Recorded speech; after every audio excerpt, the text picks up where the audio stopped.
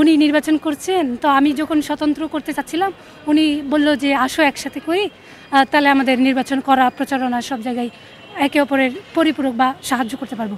সেই জায়গা থেকে একসাথে করা, সবাই যেভাবে উৎসাহিত করছে আসলে ভালো লাগছে।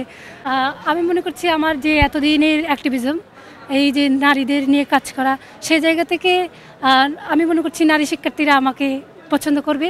শিবিরের যে প্যানেল রয়েছে সাদিক কাইম ভাই, এস এম ফরহাদ ভাই, তাদের নেতৃত্বে যে সুন্দর একটি ক্যাম্পাস বিনির্মাণ, সেই স্বপ্নে আসলে তারা আস্থা রাখছে বলে আমরা বিশ্বাস করছি। সেক্ষেত্রে আমরা কোনো চাপ ফিল করছি না।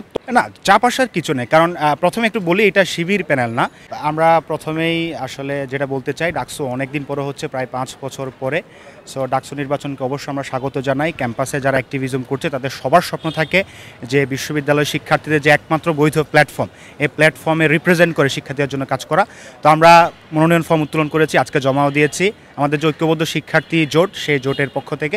আমরা আশা করছি শেষ পর্যন্ত ডাকসুর যে লেভেল প্লেইং ফিল্ড সেটি থাকবে এবং একটি ভালো নির্বাচন হবে। না, চাপ আসার কিছু নেই, কারণ প্রথমে একটু বলি এটা শিবির প্যানেল না, এটা হচ্ছে ঐক্যবদ্ধ শিক্ষার্থী জোট, যেখানে অনেক মতাদর্শের ভাই বোনেরা রয়েছে। আমরা একসাথে কাজ করার জন্য এই কমিটমেন্ট থেকে একতাবদ্ধ হয়েছে। এখানে মেজর পোর্শন হচ্ছে শিবিরের, এটা ট্রু। তো এখানে আসলে মানে চাপ আসার কিছু নেই। শিবির একটি নিয়মতান্ত্রিক সংগঠন, তারা ক্যাম্পাসে ইতিপূর্বে অনেক কাজ করেছে শিক্ষার্থীদের কল্যাণে। সেখান থেকে শিক্ষার্থীদের মানে রিয়াকশনে আমাদের কাছে মনে হয়েছে শিক্ষার্থীরা আসলে শিবিরের যে প্যানেল রয়েছে সাদিক কাইম ভাই, এস এম ফরহাদ ভাই, তাদের নেতৃত্বে যে সুন্দর একটি ক্যাম্পাস বিনির্মাণ, সেই স্বপ্নে আসলে তারা আস্থা রাখছে বলে আমরা বিশ্বাস করছি। সেক্ষেত্রে আমরা কোনো চাপ ফিল করছি না। তবে আমরা প্রশাসনের নিকট থেকে মানে একটা লেভেল প্লেইং ফিল্ড চাই আর কি শেষ পর্যন্ত। এর আগে আসলে আমি সরাসরি নির্বাচনে অংশগ্রহণ করিনি, তবে আমি ডিবেটিং ক্লাব করতাম, ডিবেটিং ক্লাবের প্রেসিডেন্ট ছিলাম। এলাকাভিত্তিক একটা সংগঠন ছিল আমাদের ডুসালস নামে, সেখানে আমি ইলেক্টেড প্রেসিডেন্ট ছিলাম আর কি। তো ছোটোখাটো নির্বাচন করা হয়েছে, কিন্তু ডাকসু নির্বাচন আসলে প্রথমবার করা হচ্ছে। সো একসাথে নির্বাচন করার ব্যাকগ্রাউন্ডটা হচ্ছে আসলে মানে আমাদের দুইজনেরই একটা অ্যাক্টিভিস্ট স্বতন্ত্র আইডেন্টিটি রয়েছে। আমি ছাত্র শিবির করি, পাশাপাশি আমার অনেকগুলো স্কিল ডেভেলপমেন্ট প্রজেক্ট রয়েছে, সেখান থেকে আমি কাজ করি।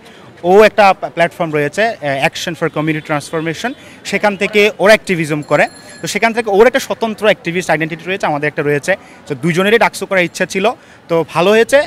আমরা দুজন একসাথে করতে পারছি, একে অপরকে কোঅপারেট করতে পারবো। সেখান থেকে অবশ্যই আমরা বিশ্বাস করি এটা আমাদের জন্য একটা অ্যাডভান্টেজ। আমি কমন রুম, রিডিং রুম ও ক্যাফেটেরিয়া সম্পাদক পদে লড়ছি।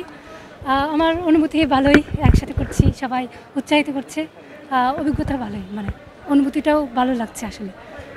শিক্ষার্থীদের নিয়ে আমাদের চিন্তাভাবনা হলো, আমি আমার সেক্টরে যে কাজগুলো করেছি এতকাল, সেই কাজগুলো তো দেখা যাচ্ছে আমি প্রশাসনের কাছে বারবার গিয়েছি, ওনারা আমাকে বাজেট সংকট বা লং প্রসেস এটা বলে কাজটা মানে হয়নি, অনেক সময় হয়েছে।